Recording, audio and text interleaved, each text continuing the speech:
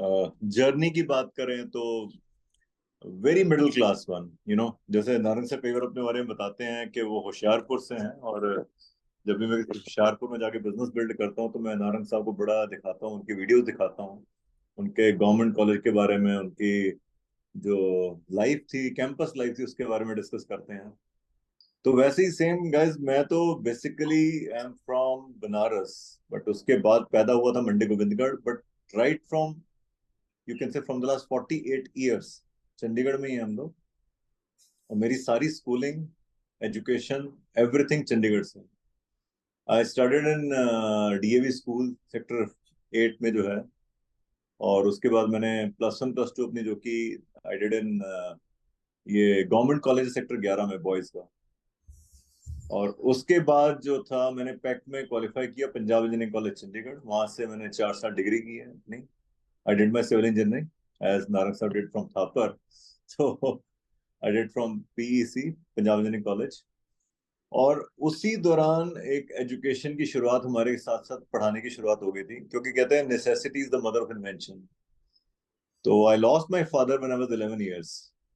तो 10th class के बाद से मैंने ट्यूशंस का कुछ ना कुछ छोटा मोटा पकड़ना शुरू कर दिया था। और during my career, you can say that +2, 1992 में बात कर सकता हूँ। 1992 ड्रॉप ईयर था मेरे लिए। तो 1992 में ही मैंने ट्यूशन पढ़ाना शुरू कर दिया था।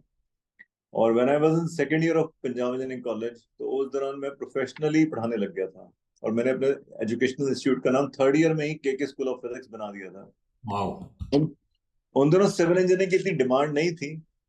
मैंने इंस्टीट्यूट चूज किया कि मैं वहां जाऊंगा, अपना पेट में जाऊंगा, लेकिन सिविल का उन दिनों कुछ स्कोप लग नहीं रहा था किसी को। कौन से तो ईयर में इसलिए ग्रेजुएशन किया, कौन से ईयर का था? 93 97 में। 93 to 97, ओके। राइट। तो उस दौरान जो था, इतना कोई स्ट्रांग था नहीं, तो हमने पढ़ाना शुरू कर लिया, पहले ही चूज कर लिया कि ये करेंगे, पढ़ाना शुरू करेंगे। और अगर मैं वैसे आपको फ्रैंकली बताऊं, तो उस टाइम कभी ये नहीं सोचा था कि लाइक ऐसा कोई बिजनेस भी करेंगे आगे जाकर। क्योंकि उन दिनों हर एक कोई एक ही जगह भाग रहा था, यूएस एंड कनाडा। Y2K चला हुआ था, Y2K ईयर 2000।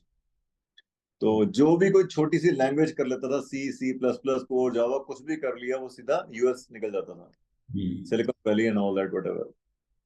और I was selected in IMA also, Indian Military Academy, 1997 में। तो भी ऑप्शन आया था कि क्या करें, तो यही था कि नहीं, चंडीगढ़ में ही रहना है। Chandigarh is a beautiful city, I don't want to leave it by the way. Hmm. मैंने जॉब नहीं ज्वाइन की। राधा, मेरे को अच्छी तरह याद है, कैंपस सिलेक्शन जब चल रहा था, तो फाइनल ईयर में 330 लोगों ने रिटर्न में बैठे थे।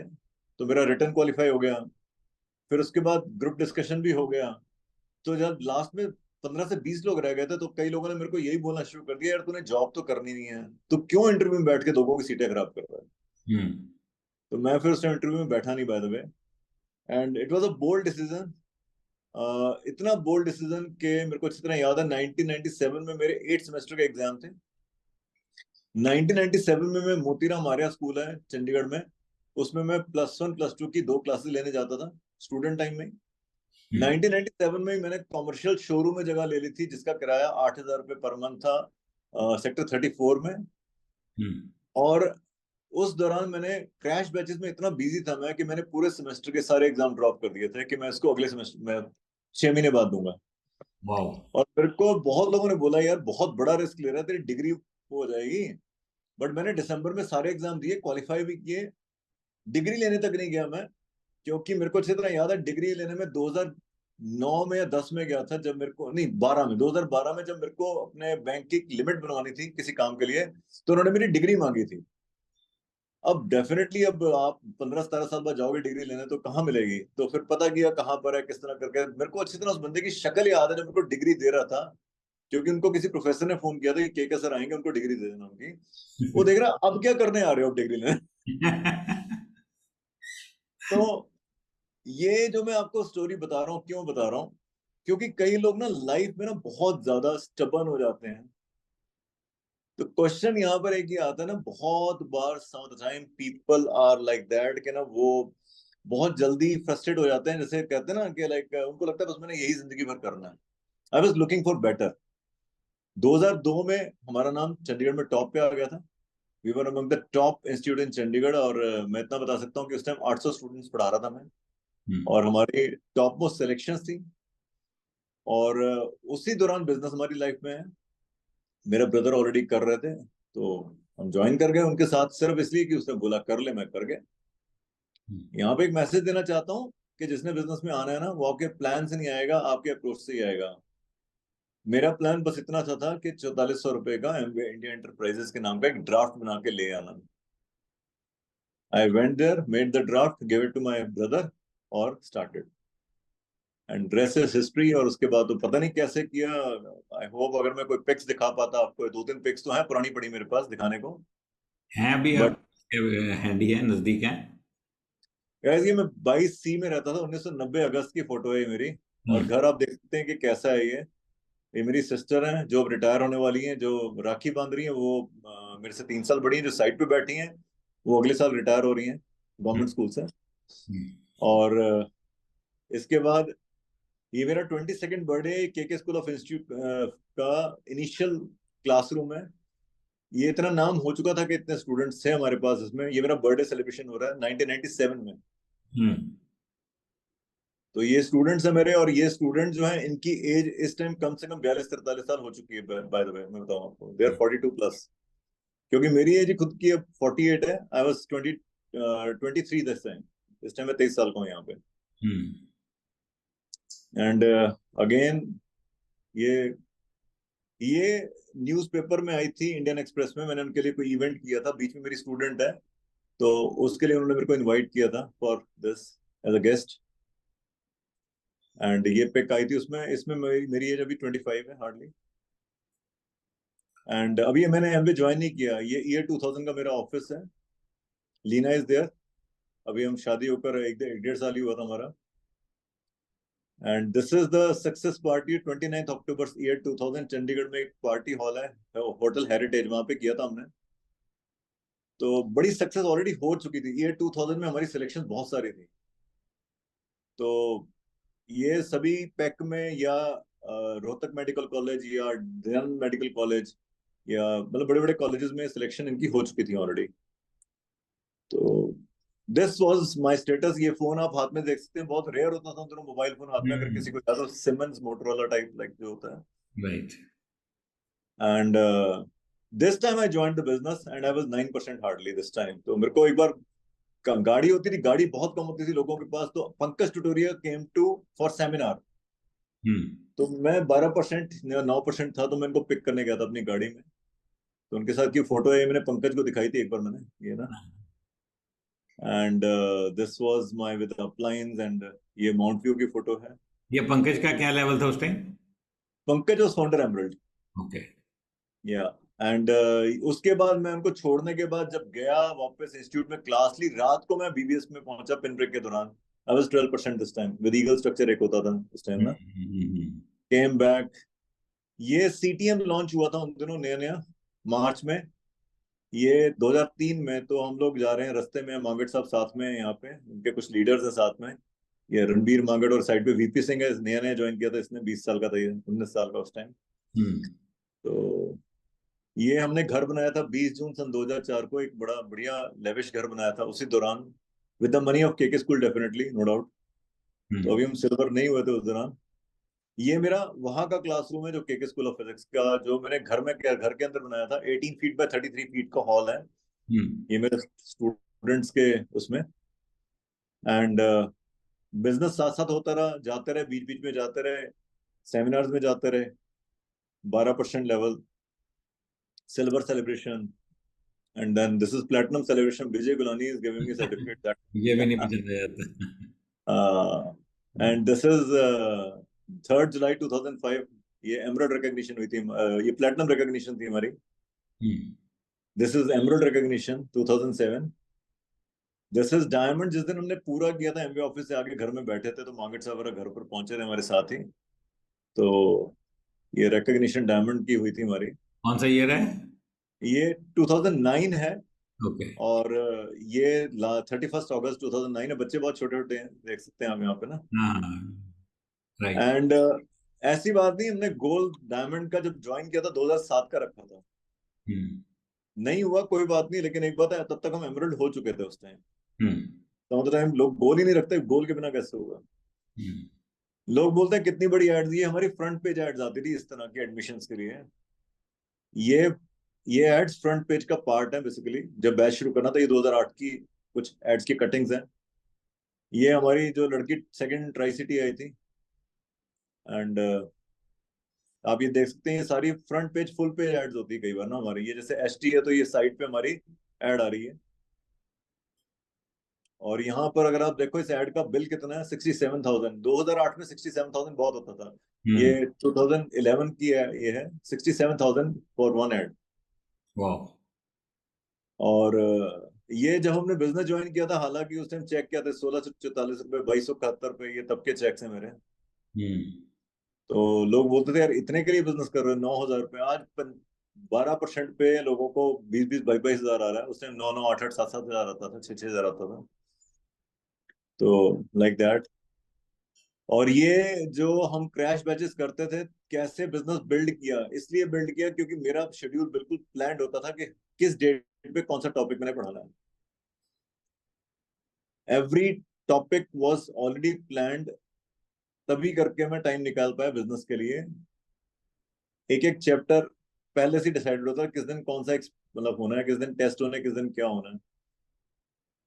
और बिना प्लानिंग के कुछ नहीं होता कभी भी। ये मैं आपको सिर्फ इतना बताना चाहता हूँ कि if you are very busy still you can do MBA business. क्योंकि अगर आपकी प्लानिंग है तो ही आप इस चीज को प्रॉपरली कर पाएंगे। सो ये आपकी बहुत ही इंटरेस्टिंग स्टोरी चल रही थी, एंड उसके बाद आपके एमवे बिजनेस की ज्वाइनिंग तो बहुत ही स्ट्रेट थी, आपके भाई ने बोला आपने ज्वाइन कर लिया। तो बिल्कुल। ये एक क्वेश्चन आता है इसमें, देखो आप इस ऑलरेडी सक्सेसफुल थे, एक इतना बढ़िया इंस्टीट्यूट चला रहे थे, और आपने एमवे बिजनेस तो ज्वाइन कर लिया ब्रदर के कहने पे, लेकिन फिर आपको विजन कैसे दिखा और आप कमिटेड कैसे हो गए कि इसी को करना है, और वो के स्कूल ऑफ फिजिक्स को प्रायोरिटी उसकी कम हो गई, एमवे बिजनेस की ज़्यादा हो गई, वो सब चेंज कब हुआ, कैसे हुआ? मैं शुरू से बोलता MBA business was not love at the first sight for me. Hmm. कभी भी ये फर्स्ट साइट पे नहीं था कि बड़ा। लोग बोलते हैं कई बार कि मैंने प्लान देखा, मेरे को रात भर नींद नहीं आई। मुझे तो बड़ी मस्त नींद आती थी, ऐसे चक्कर नहीं था। लेकिन एक चीज तो क्लियर थी कि I was looking for something. Hmm. कुछ ढूंढ तो रहे थे। अगर एमबीए नहीं करते तो उस दिनों मेरे को अच्छी तरह याद है कि के स्कूल ऑफ फिजिक्स चाहे टॉप पे था, लेकिन हमने अपने 10 साल पीछे देखे तो हमें बहुत सारे ऐसे टॉप के टीचर थे जिनका नाम अब नहीं था।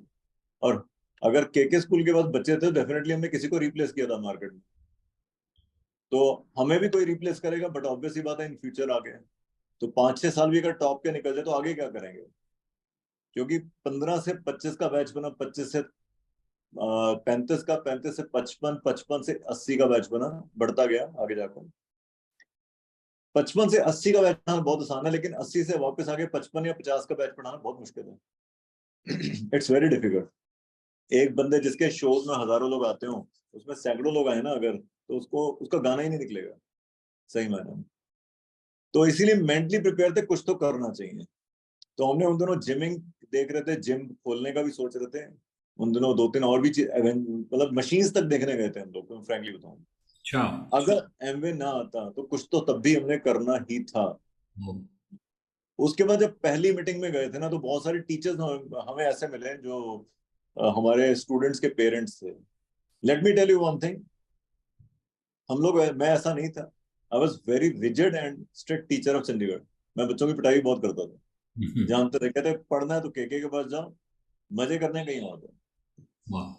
तो मेरे को किसी अभी तक पेरेंट्स ने अप्रोच ही नहीं किया था बिजनेस के लिए। ऑल्दो मेरे जो जानकारी में कुछ ऐसे लोग मिले मेरे को जो पेरेंट्स थे स्टूडेंट्स के, और वो प्लेटिनम थे ऑलरेडी बिजनेस में। तो कहते सर नाम तो लिखा था हमने लिस्ट में आपका, लेकिन हमें डर लगता था कि आप कहीं वो ना कर दो, थोड़ा डरते थे। Hmm. Rather I can say that first time एक पेरेंट्स ने मेरे को एक शॉप में देखा, हम्म। तो वो स्पेशली मेरा फेस देखने आई इस तरह करके, कहते के सर। मैं कहा हाँ जी। कहते आप हंसते भी हो। अच्छा। कहता आई नेवर लाइक, इस तरीके का एक इमेज था। तो वो इमेज बिफोर एमवे था बेसिकली। हम्म। तो उसके बाद ना जब मीटिंग में आना शुरू हुआ, बोलते तो थे कि पैसा इतना बनता है, कोई 50 लाख कमा रहा है, कोई इतना कमा रहा है। मैं कहा ये तो बकवास मारते हैं ये। ठीक है 15 20 25 30 40 हजार कमाते होंगे, बट उतना तो एक स्टूडेंट से ही आया था। हम्म। विश्वास धीरे धीरे बनता है। हम्म। प्लेटिनम हम मजे मजे में चले गए थे, हमें अच्छा लगता था मीटिंग में इसलिए आते थे, हम्म। लोग अच्छे लगे इसलिए जुड़े, रिस्पेक्ट मिलती थी इसलिए आ रहे थे। लेकिन 2005 तक भी कोई रीजन नहीं था बिजनेस को करने का। 2005 में प्लेटिनम जाने के बाद हमें एक ट्रिप मिला एक मलेशिया का। वहां पे कुछ सक्सेसफुल लोगों से मैं मिला हूं। मैं पर्सनली डॉक्टर न्यूबॉल से मिला हूँ, डॉक्टर हल न्यूबॉल, हाँ। Who was a Nobel prize nominee hmm. And he was diamond in Amway from US. Yes. तो मैं देख रहा था यार ये सब क्यों कर रहे हैं। हम्म। उसके बाद ना जिंदगी में ना कई बार क्या होता है, डिसीजन आप इसलिए नहीं लेते कि पैसा कमाना है या कुछ करना है। कई बार आपकी ईगो को छेड़खानी होती है, कई बार आपको कोई compete करने के लिए चैलेंज करता है। आपने देखा होगा कि कई बहुत डाउनग्रेडेड टीम्स होती हैं जो बड़ी टीमों को हरा देती हैं क्रिकेट में, हम्म। क्योंकि कहीं ना कहीं उनकी ईगो को हर्ट किया जाता है, बिकॉज उनको निग्लेक्ट किया जाता है बहुत ज्यादा, और वो उलट फेर कर देती हैं। तो 2005 में कुछ ऐसा हुआ, इवेंट बता नहीं सकता मैं क्या हुआ था। आई वॉज समवेयर चैलेंज्ड कि यार ये जो के है ना, ये सब जो है ये पहले ही वेल ऑफ है, इन लोगों को ये बिजनेस नहीं है, ये कर भी नहीं पाएंगे आगे जाकर, ये छोड़ देते हैं सिर्फ बिजनेस। हम्म। और कहा भी किसी अपलाइन में ही था। हम्म। वो अपलाइन अभी भी बिजनेस में है वैसे तो, लेकिन प्लेटिनम है। हम्म। तो लेकिन long story short we decided, and अगले 40 महीनों में वी वर डायमंड्स। वाह। ये बहुत ज़बरदस्त स्टोरी है आपकी, क्योंकि ये इसको कहते हैं, एक बार बंदे को जब कोई चैलेंज करता है तो बंदा आ जाता है जोश में। ये तो हमेशा ये तो होना ही है। बहुत बिल्कुल। आपकी स्टोरी बहुत ही अमेजिंग है। तो जब आप एमवे बिजनेस को आपने ढंग से करना शुरू किया, आप डायमंड गए बहुत क्विकली, तो आपको कौन सी ऐसी चीज़ें हैं जिन्होंने सबसे ज़्यादा हेल्प किया to build this business on a fast track? कौन सी चीज़ें आपको ज़्यादा मदद कर गई? एक्चुअली मैं आपको सभी को बताऊं, मैं फ्रैंकली बताऊं, मैंने आज तक कभी भी मैं एमवे के जोन से बाहर नहीं रहा। हम्म। जहां एमवे का जोन है ना, देखो पता है क्या होता है, कई लोग ना लाइफ में ना जाना कहीं चाहते हैं, लेकिन जोन कुछ और जोड़ते हैं। एक बार पता है क्या, एक क्रिकेटर है आप जानते हो, उसका नाम Ishant Sharma, he is a fast bowler. Hmm. उसके साथ ना एक पॉडकास्ट चल रही थी, तो उस पॉडकास्ट में विराट कोहली ये सब फ्रेंड्स हैं आपस में। हम्म। उसने बोला कि यार विराट कोहली में ऐसा स्पेशल क्या है उसके बारे में कि ही सो लाइक, कहता है यार पता नहीं 2011-12 में क्या हुआ उसमें, चीकू में, कि उसने इतना चेंज कर लिया अपने अंदर, इतना सब कुछ कर लिया। कहता मैंने एक चीज ऑब्जर्व की है, उसने बोला ईशांत ने, कि उसकी जिंदगी में ना क्रिकेट और क्रिकेट के अलावा कुछ नहीं है। हम्म। मतलब he is always in the zone of cricket only. Hmm. वही सेम चीज अगर मैं आपको बताऊं कि जिस दिन से हमने एमवे बिजनेस में आए हैं हम एक भी दिन ऐसा नहीं है जिस दिन हम एमवे के जोन से बाहर हो। हम्म। चाहे जितने तूफान आए, चाहे जितने पतझड़ आए, चाहे जो मर्जी आए, कोई कहीं जाए कोई कहीं, हमें कोई मतलब नहीं था। एक बड़ी चीज है, जहां पर हमें कहीं पॉजिटिव इंफॉर्मेशन मिलेगी वी आर देयर। आज भी 5-6 प्लान दिखा देते हैं दिन के, लोग मीटिंग्स करते रहते हैं, बहुत मीटिंग्स करते हैं हम लोग अभी भी, सेशंस अलग अलग चलते रहते हैं हमारे। दिल्ली अगर किसी ने बुलाया तो दिल्ली चले गए, मीटिंग दिल्ली में है, मीटिंग पुणे में है तो पुणे फ्लाइट पकड़ के चले गए। मैं आपको एक स्टोरी जगह बताता हूँ, वीवर सिल्वर्स, जैसे हम ब्रांड न्यू सिल्वर गए थे ना, उसके अगले महीने मेरा बेटा लविश जो है वो सेम 4 महीने का था, हम्म। समथिंग हैपेंड, तो उसको पीजीआई एडमिट करना पड़ा, आईसीयू में रहा वो उस टाइम। और माइंड इतना डिस्ट्रैक्ट हो गया था कि इतना सिल्वर के दौरान हमने तक बहुत मेहनत की थी, लेकिन हमारा बिजनेस हिल गया दिसंबर महीने में टोटली। जनवरी में एक गो डायमंड सेमिनार आया। हम्म।